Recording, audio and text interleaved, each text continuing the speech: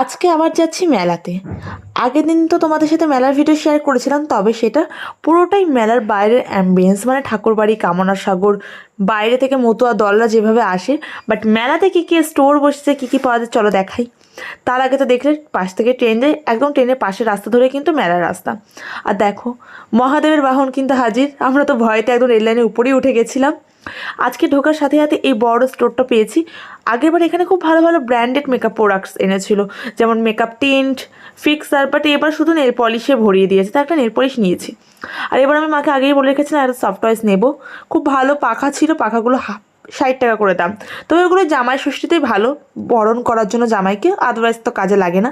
তবে আমি এই আসন একটা নিয়েছি ঠাকুরের বাটা দেওয়ার জন্য বা পুজোয় ঘট বসানোর জন্য, খুব ভালো।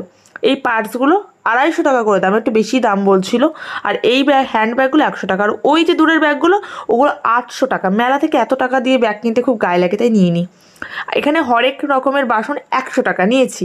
এটাই হচ্ছে ম্যাচুরিটি, যেটা আমাকে জানান দেয় যে হ্যাঁ তুমি বড় হয়ে গেছো, আর বাচ্চা নেই। ছোটোবেলায় মেলায় যেতাম, একদম ছোটোবেলায় চুড়ি কিনতাম, সুন্দর সুন্দর স্টিকার, লক করা ডায়েরি, তারপর একটু বড় হওয়ার পর কানের দুল, হাতের চুড়ি, অক্সিডাইজ জুয়েলারির। এখন গিয়ে ননস্টিক কড়াই, ননস্টিক চায়ের সসপেন, হাতা, খুন্তি, এগুলোই দেখছি।